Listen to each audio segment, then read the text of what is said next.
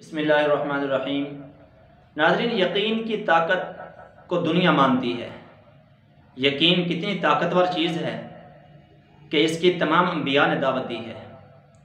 یقین اگر کسی بندے کو کسی کام کا یقین ہو جائے تو وہ اس کام کو کر لیتا ہے، اور اگر اس کا یقین نہ ہو تو وہ اس کام کو کبھی نہیں کر سکتا۔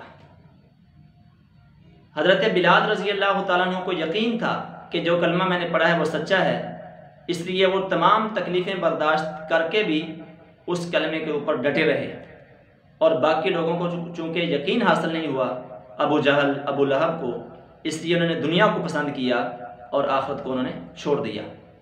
تو یقین وہ طاقت ہے کہ جب آپ کسی بات پر، کسی چیز پر یقین کر لیتے ہیں تو ہمارے جسم کی جو طاقتیں ہیں، ساری کی ساری قوتیں ہیں، وہ اس چیز کو حاصل کرنے کے اوپر لگ جاتی ہیں۔ یقین بہت بڑی دولت ہے، اور اللہ تعالیٰ کا فرمان ہے، حدیث قدسی ہے، انا عند ظن عبدی، میں اپنے بندے کے گمان کے قریب ہوتا ہوں۔ جس طرح کا وہ مجھ سے گمان کرتا ہے میں اسی طرح کا اس کے ساتھ معاملہ کرتا ہوں۔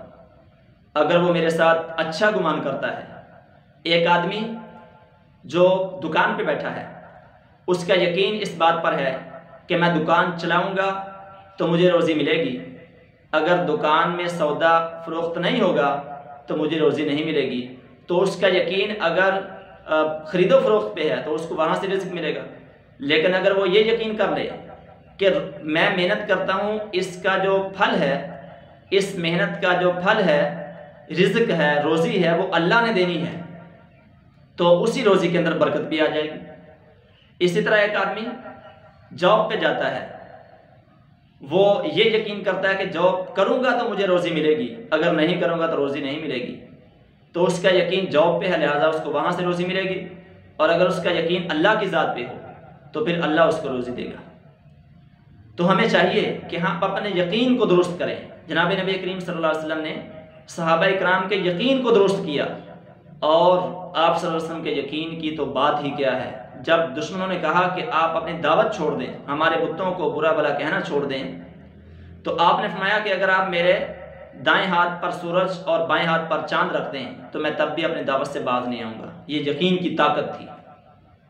تو آپ صلی اللہ تعالیٰ علیہ وسلم کے صحابہ اکرام کے اندر بھی یقین کی طاقت تھی، اس لیے ان کو دنیا سے زیادہ آخرت پر یقین تھا، رزق سے زیادہ رازق پر یقین تھا، بارش سے زیادہ بارش برسانے والے پر یقین تھا، روزی سے زیادہ روزی دینے والے پر یقین تھا، اپنے جسموں سے، اپنے اوپر سے زیادہ اپنے کو پیدا کرنے والے پر یقین تھا، اور دنیا کے اسباب سے زیادہ مسبب الاسباب پر یقین تھا۔ اسی لیے صحابہ اکرام، پانی چل رہا ہے، دریا ہے، لیکن اللہ کی ذات پر یقین ہے کہ اللہ تعالیٰ ہمیں اس سے پار لگا دیں گے، تو چلتے ہوئے دریا کے اوپر گھوڑے دوڑا دیے۔ اسی سے علامہ اقبال نے کہا کہ دشت دشت دریا بھی نہ چھوڑے ہم نے، بحر ظلمات میں دوڑا دیے گھوڑے ہم نے۔ حضرت ابراہیم خلیل اللہ علیہ السلام، جن کے بارے میں اقبال نے کہا بے خطر کود پڑا آتش نمرود میں عشق، عقل ہے محو تماشائے لب بام ابھی، کہ آتش نمرود میں بے خطر کود پڑے، اور عقل یہ سوچ رہی ہے کہ آگ نے جلایا کیوں نہیں ہے، حالانکہ آگ کو تو جلانا چاہیے۔ تو اللہ تعالیٰ نے فرمایا یا نار کونی بردم و سلاما علی ابراہیم، کہ آگ کے پیدا کرنے والے چونکہ اللہ تعالیٰ ہیں، اس لیے حضرت ابراہیم خلیل اللہ کا یقین آگ پر نہیں بلکہ آگ کے پیدا کرنے والے پر ہے۔